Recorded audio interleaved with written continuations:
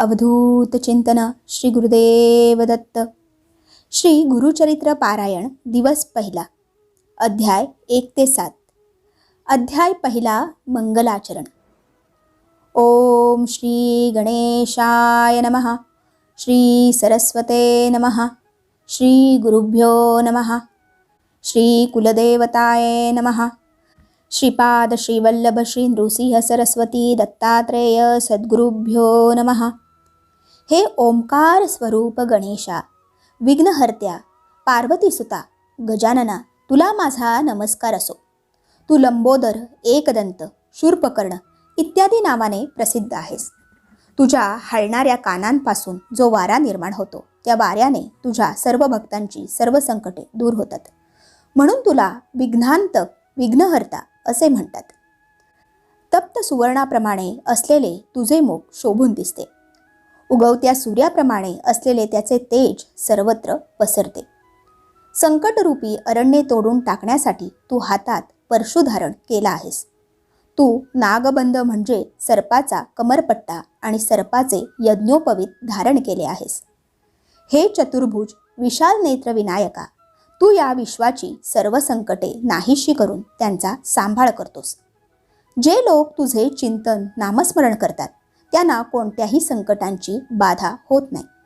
त्यांचे सर्व मनोरथ तत्काळ सिद्धीला जातात. कोणत्याही मंगल कार्याच्या आरंभी सर्वप्रथम तुलाच वंदन केले जाते.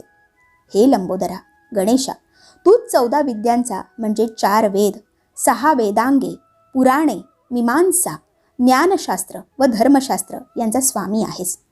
तूच वेदशास्त्र पुराणे यांचे लेखन केले आहेस. म्हणून तर ब्रह्मदेवादी सर्व देव तुझे स्तवन करतात.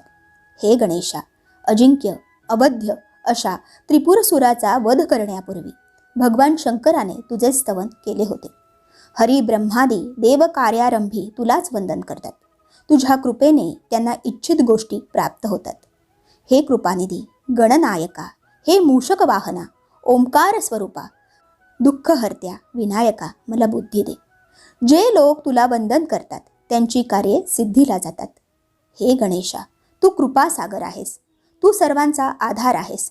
हे गजानना, माझे मनोरथ सिद्धीला जावेत म्हणून मी तुला साष्टांग नमस्कार करतो. तू मला ज्ञान दे, बुद्धी दे.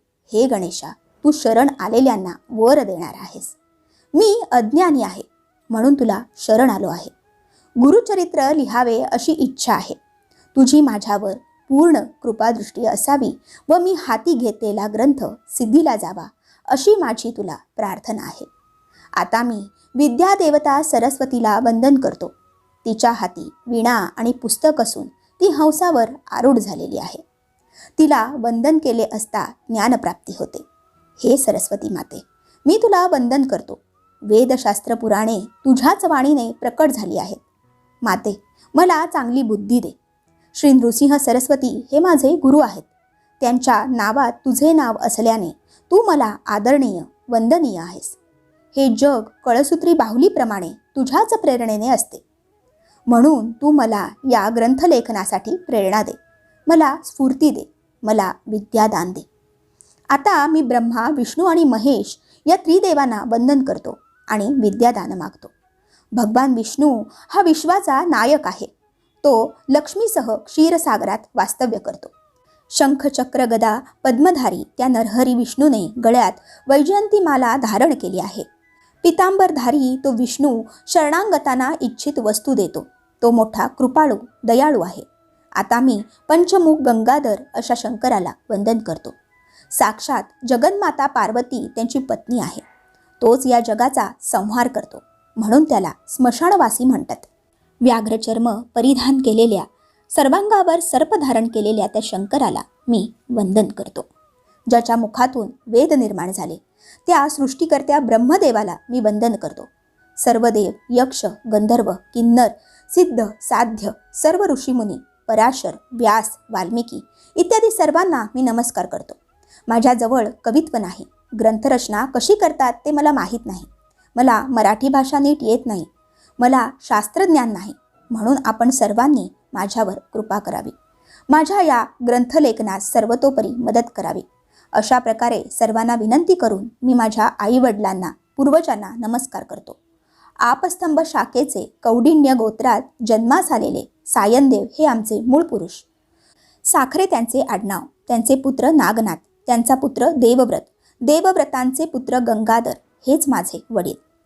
अश्वलायन शाखेचे कश्यप गोत्रात जन्मास आलेल्या चौंडेश्वरी यांची कन्या चंपा ही माझी आई. माझा पिता गंगाधर, ते सदैव श्री गुरूंचे ध्यान करीत असत. म्हणून मी माझ्या नावात माझ्या पित्याचे नाव गोवून सरस्वती गंगाधर असे स्वतःचे नाव धारण केले. श्री गुरूंचे सदैव ध्यान करणाऱ्या सर्व साधू संतांना, संन्यासी, यती, तपस्वी या सर्वांना माझा नमस्कार. मी या सर्वांना प्रार्थना करतो की मी अल्पमती आहे. माझे बोबडे बोल गोड मानून घ्या. पूर्वीपासून आमच्या कुलावर श्री गुरूंची कृपा आहे. त्यांनीच मला गुरुचरित्र लिहिण्याची आज्ञा केली. ते म्हणाले, तू आमचे चरित्र कथन कर. त्यामुळे तुझ्या वंशाला धर्मार्थ, काम व मोक्ष हे चारी पुरुषार्थ प्राप्त होतील. गुरूंची आज्ञा मला प्रमाण आहे. ती आज्ञा म्हणजे प्रसन्न झालेली कामधेनूच. श्री गुरूंच्या आशीर्वादाने माझा ग्रंथ सिद्धीला जाईल अशी माझी पूर्ण श्रद्धा आहे. श्री नृसिंह सरस्वती हे त्रैमूर्ती श्री दत्तात्रेयांचा अवतार आहेत. त्यांचे चरित्र अगाध आहे, अपार आहे. त्याचे वर्णन कोण करू शकेल? परंतु प्रत्यक्ष श्री गुरूंनी मला आज्ञा केल्यामुळे मी ते सांगत आहे. ज्याला पुत्रपौत्रादी इच्छा असेल त्याने या चरित्राचे नित्य पठण श्रवण करावे. जो या चरित्राचे श्रवण पठण करील त्याच्या घरी लक्ष्मी नित्य वास्तव्य करेल. त्याला सर्व प्रकारची ऐश्वर्ये प्राप्त होतील. श्री गुरुकृपेने त्याला रोगराईची बाधा होणार नाही. पूर्ण श्रद्धेने या चरित्राचे 7 दिवस पारायण केले असता सर्व प्रकारची बंधने नष्ट होतील. अशी ही परमपुण्यदायक कथा मी सांगत आहे. श्रोते हो, मी सांगतो यावर पूर्ण श्रद्धा ठेवा. आम्ही स्वतः या गोष्टीचा अनुभव घेतला आहे. आपणही एकाग्र चित्ताने हे चरित्र श्रवण करून अनुभव घ्या. मी एक सामान्य मनुष्य म्हणून माझ्या बोलण्याकडे दुर्लक्ष करू नका. भोजन केल्यानंतर पोट भरल्याचा तृप्तीचा ढेकर येतो, त्याप्रमाणे हे मी स्वानुभवाने बोलत आहे. ऊस दिसायला जरी काळा आणि वाकडा असला तरी त्यातून अमृतासारखा गोड रस मिळतो. कावळ्याच्या विष्ठेतून बीजाचा प्रसार होतो व त्यातून पिंपळ उगवतो, हे लक्षात घ्या. श्री गुरुचरित्र प्रत्यक्ष कामधेनूच आहे. त्याचे श्रवण केले असता मनुष्याला परमज्ञानाची प्राप्ती होते. म्हणून श्रोते हो, आपण लक्षपूर्वक ऐका. श्री गुरु नृसिंह सरस्वती गाणगापूर क्षेत्री असताना त्या क्षेत्राची कीर्ती सर्वदूर पसरली. त्या क्षेत्री श्री गुरूंचे कायमचे वास्तव्य असल्याने असंख्य लोक गाणगापूर क्षेत्री तीर्थयात्रेला सतत जात असतात. तेथे जाऊन श्री गुरूंची आराधना केली असता मनुष्याच्या सर्व इच्छा पूर्ण होतात. चारी पुरुषार्थाची प्राप्ती होते. अनेकांनी हा अनुभव घेतला आहे. नामधारक नावाचा एक भक्त सदैव श्री गुरूंचे चिंतन करीत असे. एकदा त्याला श्री गुरुदर्शनाची तीव्र ओढ लागली, म्हणून तो तहान भूक विसरून गाणगापुराकडे निघाला. आता एक तर श्री गुरूंचे दर्शन तरी घेईन, नाही तर या नश्वर देहाचा त्याग करीन असा निर्धार करून तो श्री गुरूंचे स्मरण करीत जात होता. तो मनात श्री गुरूंना आळवीत होता. अहो गुरुदेव, लोखंडाला परीस स्पर्श होताच त्याचे सुवर्ण होते असे म्हणतात. आपले नाम परीस आहे, ते माझ्या हृदयात सदैव आहे. असे असता मला इतके दुःख का बरे भोगावे लागते? परीसस्पर्शाने जर लोखंडाचे सोने झाले नाही तर दोष कोणाचा? हे लक्षात घेऊन माझ्यावर कृपा करा. अहो गुरुदेव, आपण कृपावंत आहात, परमदयाळू आहात. सर्वांवर आपण कृपा करता. मग माझ्याबद्दल आपणास दया का बरे येत नाही? आपण मला दर्शन दिले नाही तर मी कोठे आणि कोणाकडे जाऊ? अशा प्रकारे अत्यंत व्याकुळ झालेला तो नामधारक पुन्हा पुन्हा श्री गुरूंची आळवणी करीत होता. अहो गुरुदेव, कलियुगात श्री गुरु हे श्रेष्ठ आहेत. ते कृपासिंधू आहेत. भक्तांचे कृपासिंधू, भक्तांचे रक्षणकर्ते आहेत. ते नृसिंह सरस्वती या नावाने विख्यात होतील. ते आपल्या भक्तांचे रक्षण करतील असे वेदवचन आहे. आपण ती वेदवाणी खरी करून दाखवा. हे दयासागरा, मला भावभक्ती माहीत नाही. माझे मन स्थिर नाही. तुम्ही कृपासागर आहात. माझ्यावर कृपा करा. आई आपल्या बाळाला कधी दूर ठेवते का? तुम्ही तर माझे माता, पिता, सखा, बंधू आहात. परंपरेने तुम्हीच आमची कुलदैवता आहात. माझ्या वंशात परंपरेने आपली भक्ती चालली आहे, म्हणून मी सुद्धा तुमचेच भजन पूजन करीत आहे. हे नरहरी, माझे दैन्य दारिद्र्य दूर करा. तुम्हीच अखिल विश्वाचे पालन पोषण करते आहात.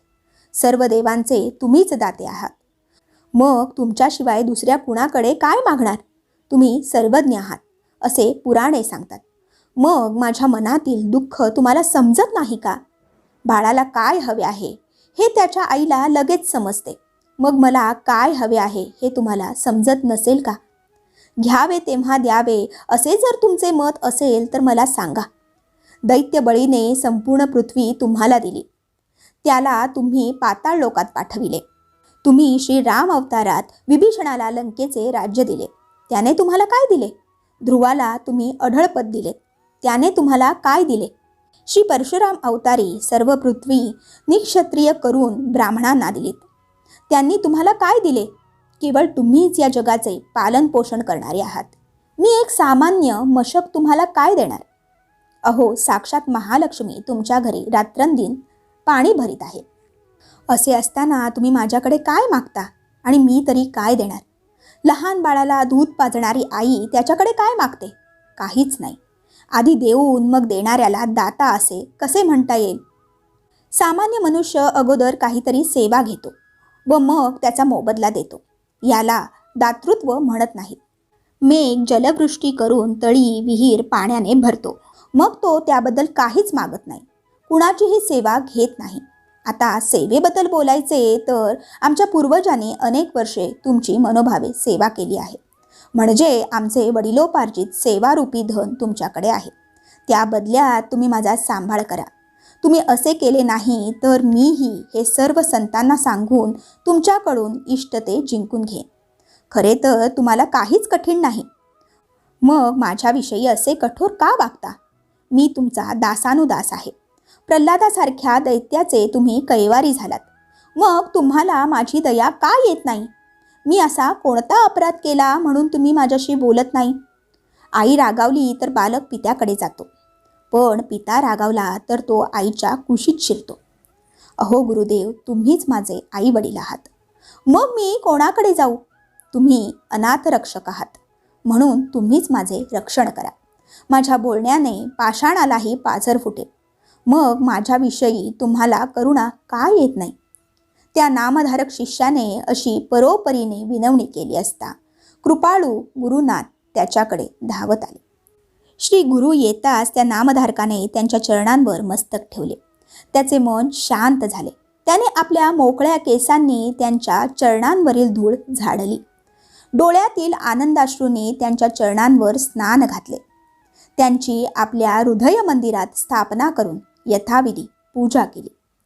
त्याच्या हृदयात श्री गुरु स्थिर झाले. अशा प्रकारे श्री गुरु आपल्या भक्तांच्या हृदयात वास्तव्य करतात. त्यामुळे सरस्वती गंगाधराला अतीव संतोष होतो. अशा रीतीने श्री गुरुचरित्रामृतातील मंगलाचरण नावाचा पहिला अध्याय इकडे समाप्त होतो. बोला अवधूत चिंतन श्री गुरुदेव दत्त.